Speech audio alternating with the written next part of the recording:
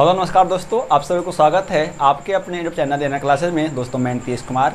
हम सब दोस्तों यहाँ पर बात करेंगे क्लास 12 का बायोलॉजी अध्याय 2 पुष्पीय पौधों में लैंगिक जनन। हमने अभी तक जीवों में जनन का फर्स्ट चैप्टर का हमने पूरे सवाल का जितने भी पार्ट से इंपॉर्टेंट सवाल बोर्ड में आते हैं अक्सर, हम वो सवाल को सभी करा दिए। ठीक है, इसके बाद हम आज शुरू किया कि अध्याय 2 पुष्पीय पौधों में लैंगिक जनन। इस चैप्टर में जितने भी सवाल जो बोर्ड में आते हैं वो हम पूरे सवाल को कराएंगे। ठीक है, मतलब आपको पार्ट बाई पार्ट पूरे सवाल को करा देंगे। तो एग्जाम और टेस्ट के लिए आप इसी प्रकार से वीडियो पर बने रहिए और चैनल पर नए हैं तो सब्सक्राइब करके बेल आइकन को प्रेस कर सकते हैं और लाइक भी कर सकते हैं और अपने मित्रों को जोड़ सकते हैं ताकि और भी मित्रों का लाभ हो सके।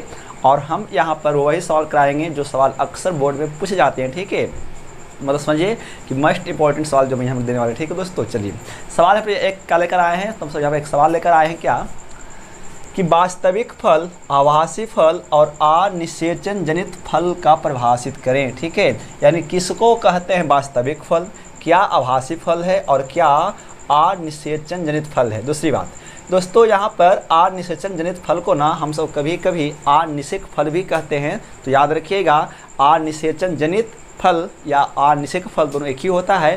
तो हम सब तीनों को समझते हैं बारी बारी से कि क्या है ये। ठीक है दोस्तों, यदि हम यहाँ पर पहले वास्तविक फल की बात करें तो कहता क्या है कि जब फूल का केवल अंडाशय भाग ही फल बनता है तो उसे वास्तविक फल कहते हैं। यानी फूल में जो केवल मादा भाग होता है अंडाशय, यदि वो केवल अंडाशय ही फल बनता है, ठीक है, तो हम सब उस फल को क्या कहते हैं, वास्तविक फल कहते हैं। और इसका जो एक एग्जाम्पल होगा वो है आपका क्या है, आम। आम में क्या होता है कि केवल अंडाशय का भाग ही फल बनता है दोस्तों। ठीक है, तो याद रखेंगे जब फूल का केवल अंडाशय भाग ही फल बनता है तो हम सब उसे क्या कहते हैं दोस्तों, वास्तविक फल कहते हैं। ठीक है, चलिए आगे आते हैं। आभासी फल क्या होता है, तो आभासी फल में भी बिल्कुल वही होता है जो वास्तविक फल में होता है, लेकिन इसमें केवल हल्का सा एक ध्यान दीजिएगा।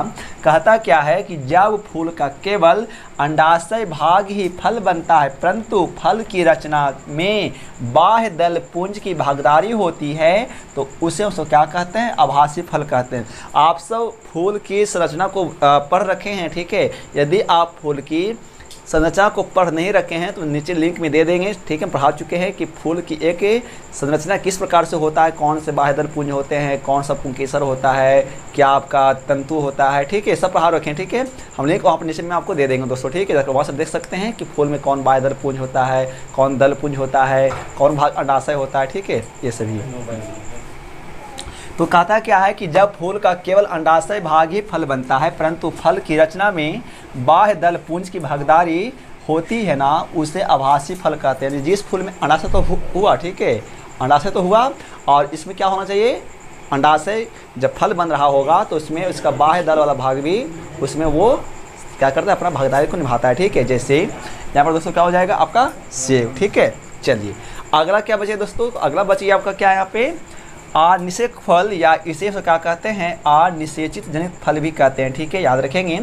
कि जब बिना निषेचन के कुछ ऐसे भी पेड़ है ना जिसमें देखिए एक तो क्या होता है कि नर व मादा चाहिए निषेचन की क्रिया के लिए, लेकिन कुछ ऐसे भी पौधे हैं जिसमें बिना नर के ही ना उसका मादा भाग क्या हो जाता है, निषेचित हो जाता है और निषेचित होने के दौरान वो फल का निर्माण कर लेता है। ठीक है, तो याद रखिएगा जब कोई पौधे बिना निषेचन के ही फल बनते हैं तो उस प्रकार के फल को क्या कहते हैं, अनिषेक फल कहते हैं। और दूसरी बात क्या है कि जब कोई पेड़ या जब कोई फूल बिना निषेचन के ही क्या हो जाता है, निषेचित हो जाता है तो इसको अनिषेक जनन भी कहते हैं। याद रखेंगे, दो सवाल क्लियर हो गया।